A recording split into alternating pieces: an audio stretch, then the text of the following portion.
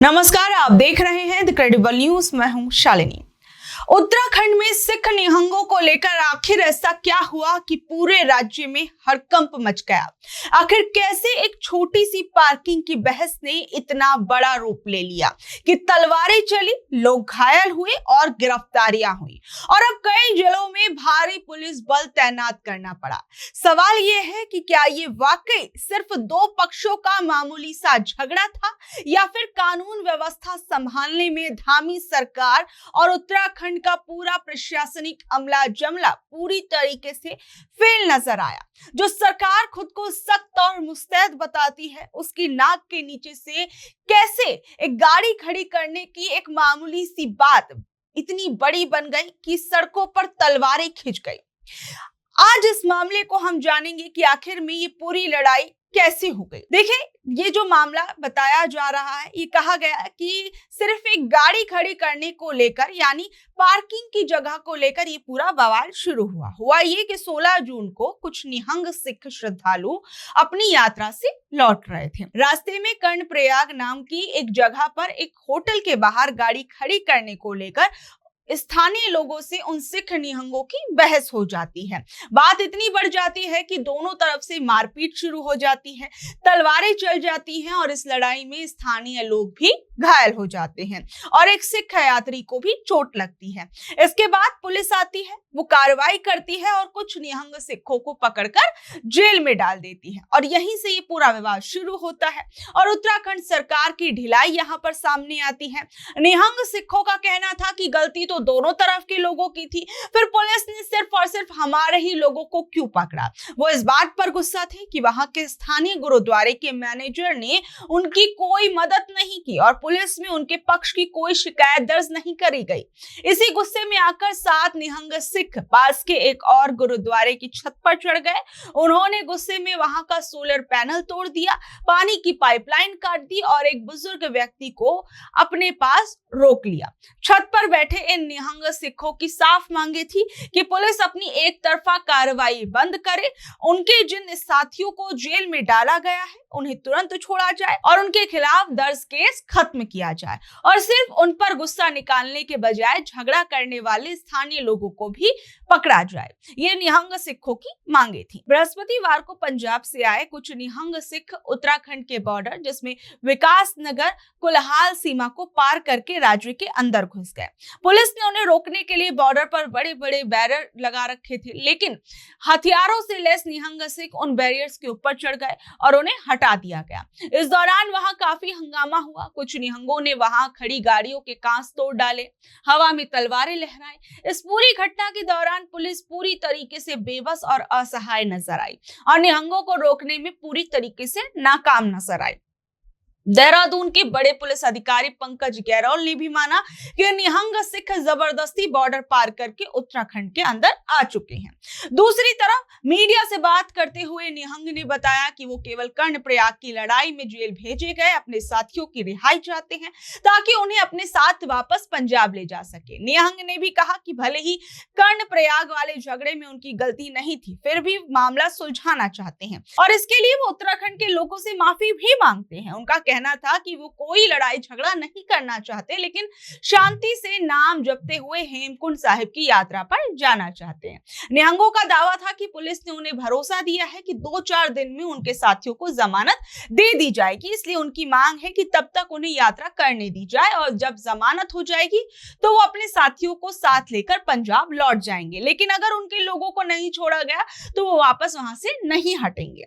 जब पंजाब और हिमाचल प्रदेश में रहने वाले बाकी निहंग सिखों को इस बात का पता चला तो वो अपने साथियों की मदद के लिए उत्तराखंड की तरफ आने लगे।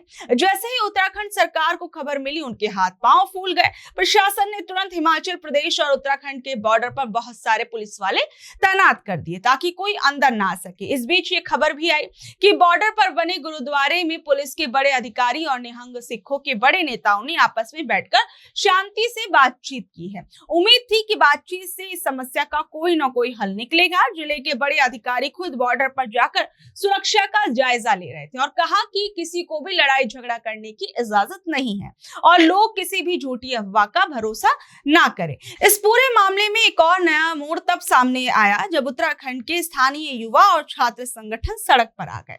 श्रीनगर नाम की जगह पर बहुत सारे युवाओं ने थाने जाकर पुलिस से शिकायत की। इन युवाओं का कहना था कि बाहर से आने वाले कुछ लोग ट्रैफिक के नियम तोड़ते हैं, हुड़दंग मचाते हैं, जिससे आम लोगों को परेशानी होती है। और स्थानीय युवाओं का आरोप है कि अगर हम लोग बिना हेलमेट या बिना कागज की गाड़ी चलाते हैं तो पुलिस तुरंत हमारा चालान काट देती है या गाड़ी जब्त कर लेती है, लेकिन बाहर से आने वाले लोगों पर वैसी सख्ती नहीं दिखाई देती।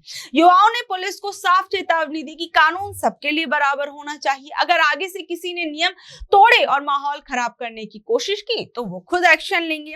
और इस पूरे विवाद का सबसे ज्यादा असर कल आधी रात को देहरादून के प्रेमनगर इलाके में देखने को मिला। देखिए, सबसे बड़ी बात यहाँ पर यह है कि जिस तरीके से निहंग सिखों का ये मामला था, एक छोटी सी पार्किंग को लेकर जिस तरीके से दो गुटों में आपस में लड़ाई हो जाती है और उसके बाद उत्तराखंड की पुलिस उस मामले को उसी वक्त वहीं पर सुलझा सकती थी, लेकिन ये मामला इतना बड़ा कर दिया गया कि निहंग सिख दूसरे राज्यों से भी उत्तराखंड के अंदर आने लगे।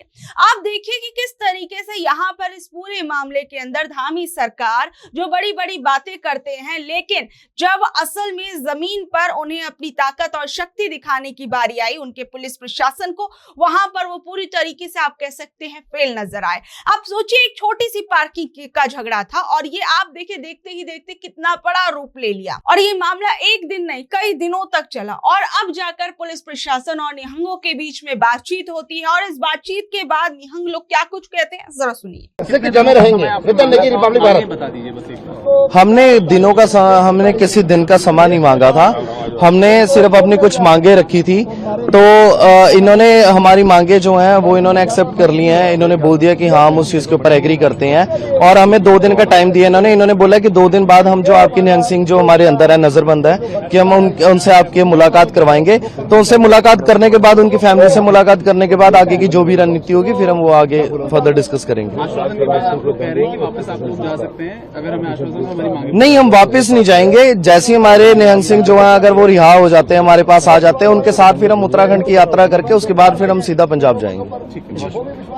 तो बहरहाल इस मामले को लेकर बहुत सी खबरें जो हैं वो सामने आई। अभी कहा जा रहा है कि सब कुछ शांत हो गया है, अब इस मामले को जो है वो सुलझाने की कोशिश की जा रही है, लेकिन सवाल सबसे बड़ा यहाँ पर यही उठता है कि इस मामले को वक्त रहते क्यों नहीं सुलझाया गया, क्यों ऐसी घटनाएं जो है वो उत्तराखंड के अंदर ही देखने को मिल रही हैं पिछले कुछ समय से, चाहे वो बाहर से आए हुए कुछ लोग हों। आपको याद होगा एंजल चकमा का मामला, वो तो एक स्टूडेंट था, वहां पर वो पढ़ रहा था और उसके साथ क्या कुछ हुआ आपको याद होगा। और उत्तराखंड के अंदर हिंदू मुसलमान को लेकर जो खबरें सामने आती है, वहां पर तो जब ऐसे मामले सामने आते हैं तब उत्तराखंड सरकार का एक बड़ा फेलियर वो नजर आता है। अंकिता भंडारी केस के बारे में तो आप सभी जानते हैं और अब आप देखिए कि किस तरीके से एक छोटी सी बात को भी उत्तराखंड की सरकार जो है वो संभाल नहीं पाई और एक साफ फेलियर जो है वो सरकार का यहाँ पर नजर आता है। और देखते ही देखते एक छोटी सी बात इतना बड़ा रूप ले लेती है कि जो पुलिस है उसको बॉर्डर सील करने पर जाते हैं। निहंग सिख जो हैं वो हाथों में तलवारें लहराते हुए नजर आते हैं, बैरिकेड्स तोड़ते हुए नजर आते हैं। बहुत ही ज्यादा हो हल्ला इस पूरे मामले में देखने को मिलता है, लेकिन एक सीधा सा सवाल फिर वही अंत में उठता है कि आखिर में समय रहते इस मामले को क्यों नहीं रोका गया, क्यों दोनों पक्षों को ठीक तरीके से सुनकर क्यों बीच का रास्ता नहीं निकाला गया। निहंग सिख जो अपनी धार्मिक यात्रा पर जा रहे थे और वहां पर एक छोटी सी पार्किंग को लेकर अगर ये झगड़ा हुआ था तो इसे समय रहते सुलझाया जा सकता था, लेकिन इसको बड़ा कर दिया गया और उसके बाद जो नतीजा है वो आप लोगों के सामने है। बहरहाल आप लोग इस खबर पर क्या कुछ कहेंगे, नीचे दे कमेंट बॉक्स में अपनी राय जरूर बताइएगा और ऐसे अपडेट से जुड़े रहने के लिए देखते रहिए द क्रेडिबल न्यूज। मैं हूं शालिनी, धन्यवाद।